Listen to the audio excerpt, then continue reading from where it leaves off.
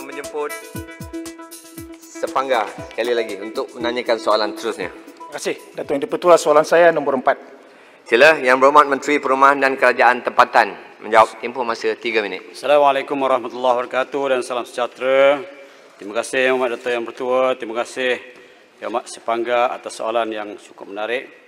Untuk makluman Yang Berhormat, penjualan minuman keras di negara ini adalah tertakluk kepada Akta Kastam 1967 ataupun Akta 235 dan Akta Excise 1976, Akta 176, yang mana ia terletak di bawah bidang kuasa Jabatan Kastam di Raja Malaysia, Kementerian Kewangan.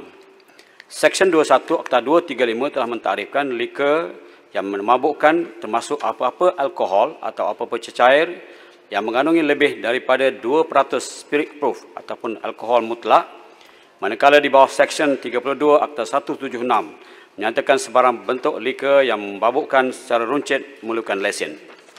Datuk Yang Bertua, untuk makluman Yang Berhormat, Kementerian Perumahan dan Kerajaan Tempatan melalui pihak berkuasa tempatan, PBT hanya mengeluarkan lesen premis perniagaan di bawah Undang-Undang Kecil Trade Perniagaan dan Perindustrian selepas permohonan lesen penjualan arak memenuhi syarat yang ditetapkan oleh Kerajaan Negeri dan pejabat daerah, Polis Diraja Malaysia dan Jabatan Kastam di Raja Malaysia.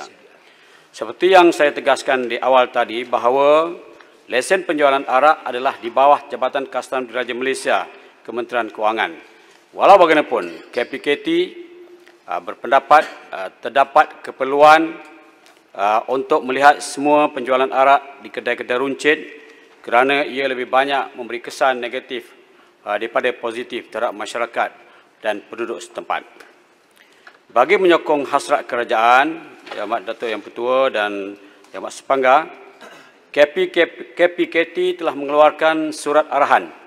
Kita telah mengeluarkan surat arahan kepada semua PBT bagi memaklumkan kepada semua kerajaan negeri untuk mengenal pasti premis khas penjualan arak dan meningkatkan penguasaan penjualan arak bagi menangani kesan negatif minum arak kepada masyarakat setempat. Datuk Yang Bertua, persoalan ini tidak berbicara tentang persoalan dari sifat agama, tetapi dari aspek pengeluaran lesen yang dikeluarkan oleh pihak berkenaan di bawah Kementerian Kewangan. Terima kasih. Terima kasih Sembilan Menteri. Sila Sepangga, soalan tambahan pertama. Terima kasih, Datuk Yang Bertua. Terima kasih dengan Yang Berhormat Timbalan Menteri. Merujuk kepada kejadian pemandu mabuk yang semakin berleluasa, apakah langkah-langkah yang diambil oleh pihak kementerian untuk memastikan bahawa peruncit-peruncit ini mematuhi peraturan-peraturan yang ditetapkan? Contohnya, saya difahamkan individu yang berumur bawah 18 tahun tidak dibenarkan ataupun masyarakat Islam. Tapi apa yang saya perhatikan, Datuk di-Pertua, ada peruncit-peruncit yang menjual minuman keras ini tanpa memeriksa ID si pembeli pun. Jadi ini yang merisaukan kita. Jadi apakah pihak kementerian, bagaimanakah cara pihak kementerian untuk memastikan agar kejadian seumpama ini tidak berlaku? Terima kasih. Sila Timbalan Menteri, 1 minit. Terima kasih Datuk Yang Bertua. Seperti saya maklumkan tadi, bahawa kuasa mengeluarkan lesen ini adalah bawah kuasa Jabatan Kastam di Raja Malaysia dan juga melibatkan kerajaan negeri dan daerah, di mana di perangkat daerah mereka mempunyai jawatan kuasa khas yang difungsikan oleh pegawai daerah bagi memastikan permohonan lesen dapat ditapis dan diluluskan. Kita akui bahawa kesan daripada pengambilan liquor ini ataupun arak ini memberikan kesan yang cukup tidak baik kepada masyarakat keseluruhannya. Sebab itulah kalau kita lihat dari segi agama, Islam secara jelas mengatakan bahawa arak adalah haram dan tidak dibenarkan kepada umat Islam untuk mengambil arak. Saya yakin bagi agama lain juga begitu. Mereka tidak bersetuju dengan kesan buruk yang menimpa masyarakat yang terlibat daripada kemalangan, seperti kemalangan yang melibatkan mereka yang mengambil arak ini. Terima kasih. Terima kasih Menteri. Soalan tambahan kedua. Tambahan sini, atas. Atas.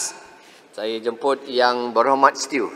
Ayo, Padang Serai awal-awal sudah berdiri. Ya, Terima kasih Datuk di-Pertua. Ini pintu depannya orang yang di-Pertua. Saya kena ambil sebelah kiri, sebelah kanan dulu Padang Serai. Sila Stew.